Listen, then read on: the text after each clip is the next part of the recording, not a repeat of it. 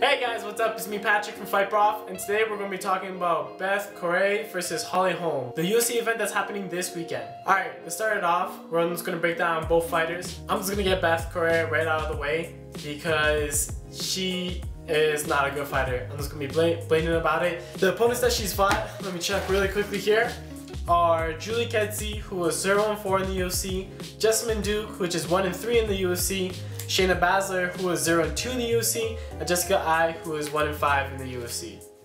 So she's basically being fed fighters that are supposed to lose to her. There are fighters that are on losing streaks. And the funny thing is that the UFC is trying to sell her as a knockout artist, even though she only has one TKO in the UFC, and that was against Shayna. And Shayna is basically a pure grappler. She came into the fight with a bunch of submissions, only looking for the takedown. She did take Bethe down and control the first round, but gassed out completely. And during the second round, she just put herself against the cage, and Bethe basically just had a punching bag to hit at. Shayna wasn't even throwing anything back, essentially, and she got the TKO. She's not a one-hit KO'er. She doesn't have crazy combinations. She doesn't have really good setups for her punches. She's not a good takedown artist. She usually just gets by with her over-aggression, and well, now she's in the UFC, she's not getting by at all. She's barely getting by anybody.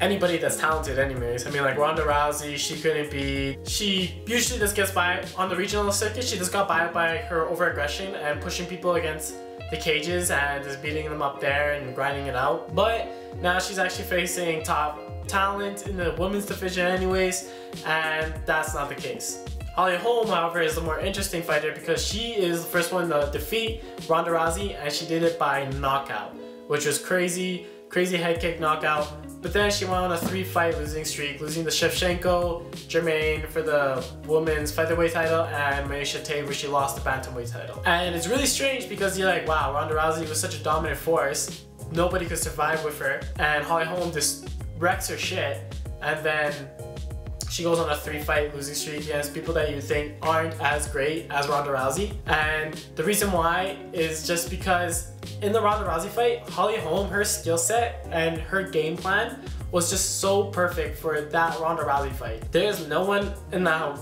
world in the women's division that I think could have dismantled Ronda Rousey just like that. Even though you might say, oh, Amanda Nunes came in and she like knocked her out, blah blah blah, in like 47 seconds. That was just literally, that Ronda Rousey that showed up was a shell of the Ronda Rousey that we all know.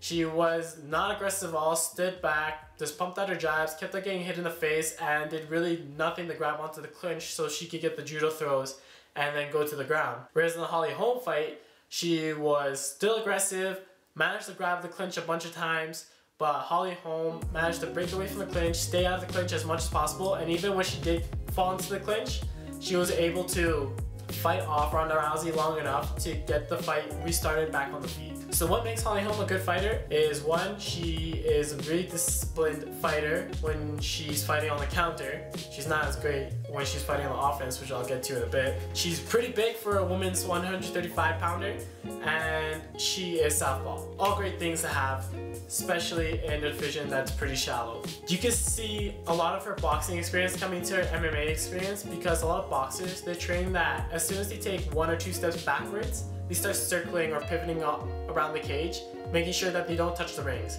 Holm does the exact same thing, except for in the cage.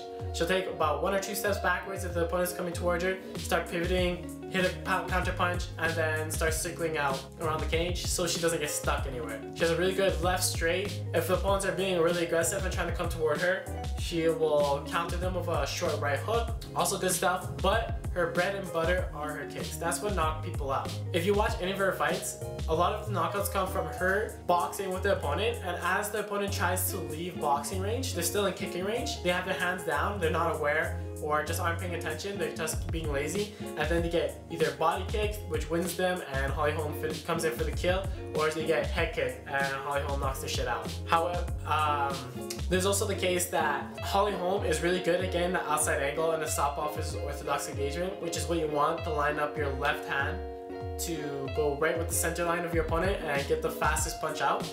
If her opponent happens to step outside the line, what she'll do is actually lift up her lead leg throw out a side kick, which either pushes the opponent out of the range so they can't, even if they do punch, they can't reach her, or jams them as they try to come in and step in with the punch. Her problem is, when she fought Shevchenko and Germain, is that instead of fighting on the counter, what she usually does is she fought coming forward, meaning that Shevchenko and Germain fought on the counter, beating her basically at the game plan that she likes to implement on the other opponents. She had to cross this distance, giving Shevchenko and Germain enough time to react and enough distance to figure out what Holly Holm was planning on doing and counter-striking accordingly. In the Maisha Tate fight though, it was more the case that Maisha Tate was mixing up her level changes, and she caught Holly Holm with a takedown and crawled up her back and choked her unconscious. So when it comes to game plans and what Holly Holm should be doing and what Beth should be doing is that, so when it comes to this fight, and what I think is going to happen is that Beth, she just doesn't have any great striking. She doesn't set up her takedowns particularly well. She doesn't set up her striking in well. Is that she likes to come out aggressive, grab a hold of you, push you against the cage, and then just hit you pitter-patter and soften you up and basically get a decision. Her one TKO was from Shayna Baszler, who is a pure grappler. She came in and basically controlled the first round and gassed herself out by the second round, and Beth basically had a punching bag to hit at because Shayna did nothing at all to fight back. She was just against the cage, tired as hell, and then she literally, if you watch the fight and you see her throw back one punch at a time, is slow as molasses.